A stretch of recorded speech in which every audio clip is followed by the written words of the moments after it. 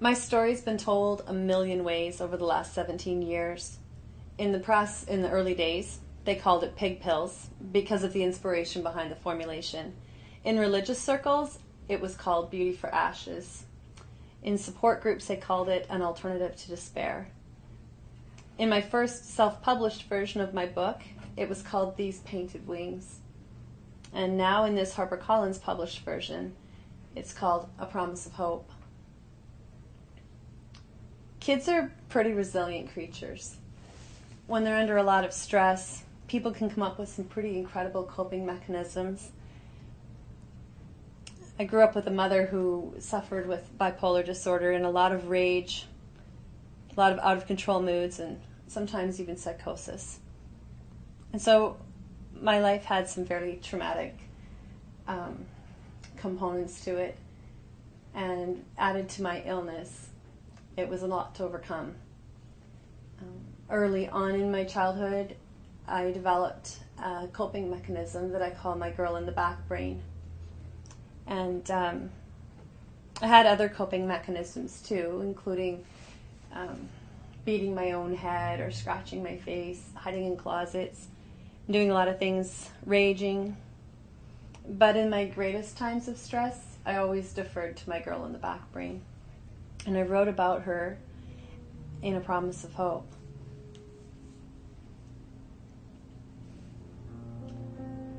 So this is a story about true healing.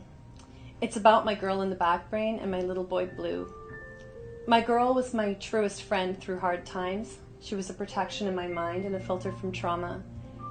My little boy Blue, my son James, was an unwitting passenger on my ride to wellness. Dana and I were 18 and 21 when we married. He was my great escape, but even in marriage I couldn't escape myself, and he didn't know that when he married me, my girl in the back brain would be coming along too. And it didn't take him long to figure it out.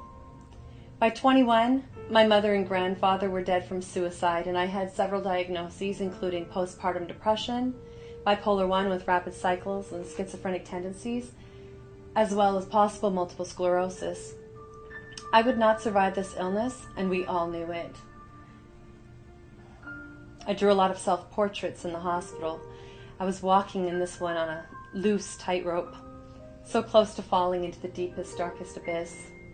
I wore a drug helmet so thick that there was no light that could get into me, and the hole in my chest gaped, exposing me to terrifying things. I was a good patient, though. I was obedient. I tried 13 medications in various combinations. I was trying so hard to be well, just to have a purpose, to be what God wanted me to be. But all I could be was sick. My girl told me to just hold on. I couldn't connect with my son James. I was distant and distracted, angry and demanding, and he was belligerent.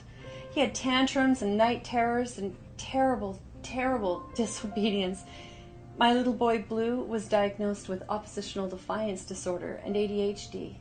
And I knew it was all my fault. My girl knew it too, because I was the mom who screamed in Walmart. I was the woman having a fit in the bank line when it was too long, and swearing and driving around, giving the finger to other drivers on the freeway. I was unpredictable. I was unfit. I couldn't care for my son, and everyone knew it.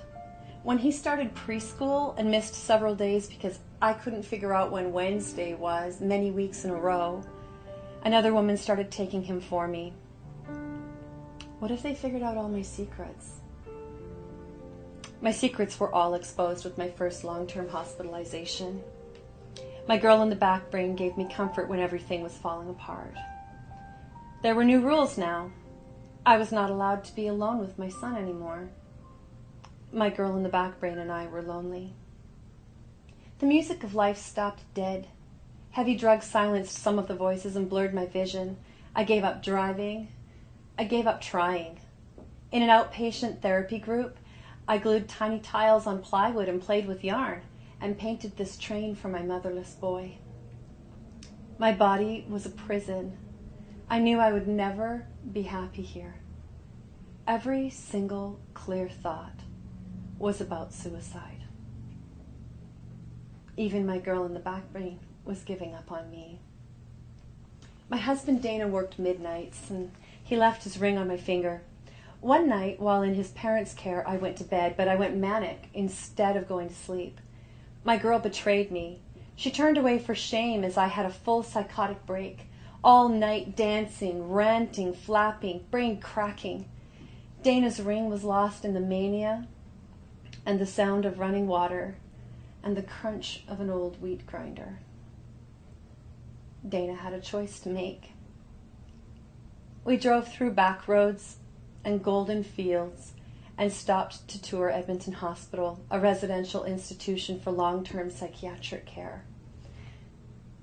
A place for people like me, who will never be well. On our way home, I asked Dana if he had plans to kill me in the field. My girl and Dana cried about me. Then, in the fall of 1995, in a burst of inspiration, like blinding light through branches, my father had a conversation that began the end of my illness, and Empowerplus was conceived in a strange and unexpected answer to my father's desperate prayer.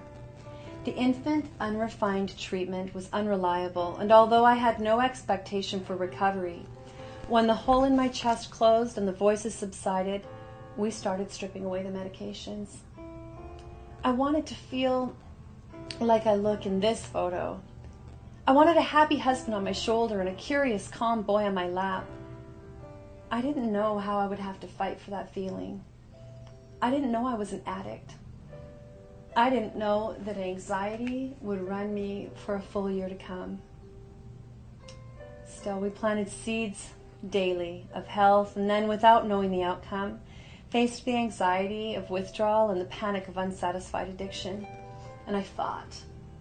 And when I was done fighting and begging to go back to the hospital and back to medications, my Dana and my dad fought for me, and my girl insisted that I listen to them. Life was out of focus. There were good days, and then there were really bad days. Anxious mornings, trying to find my balance. I felt very alone, but somehow still calmer than I'd ever been before. Months 3, 4, and 5 came and brought waves of clarity with them. And with clarity came the new ability to see my little boy. He was hurt. I became his mom for the first time, and hand in hand we took on the world together. My girl in the back brain was happy. When 1 year had passed, James could read, because he's brilliant, and I was learning to read again. James could tell time, and I was learning to tell time again. We learned to laugh together. We learned to make eye contact without fear. There were so many seeds to nurture, so much to learn. There was so much work to do. I was overwhelmed sometimes, weeding out broken patterns and strange habits that I developed in the illness. It was hard to see how strange I acted, and knowing I had yet another thing to figure out. It was hard work, and my girl stayed quiet when I was working. 18 months into my recovery, I stood on a dock in Big Arm, Montana, and felt it, like a rush of calm and joy through my whole body. I finally knew that I would be well and whole. I felt it. Recovery comes in waves when you're ready for it.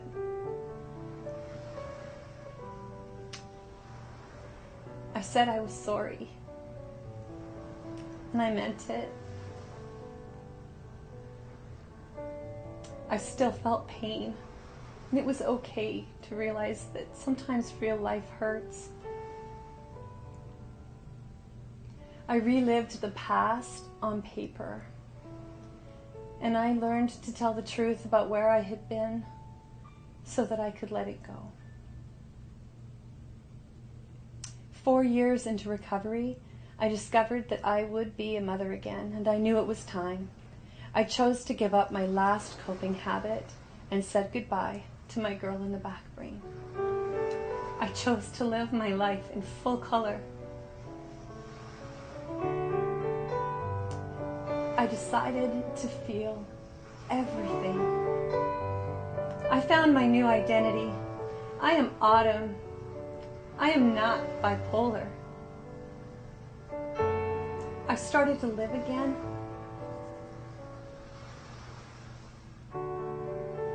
I learned to cope with stress, and I had to fight for the right just to be. I was blessed with 3 daughters.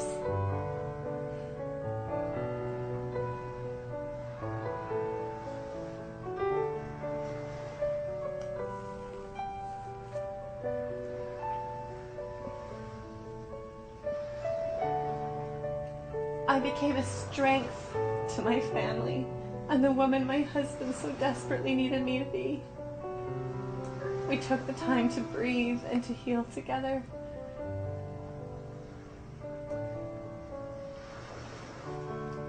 I learned that life can be beautiful.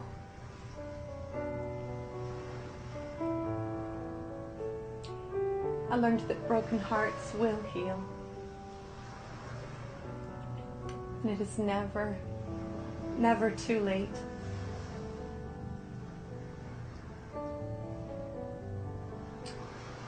There is a future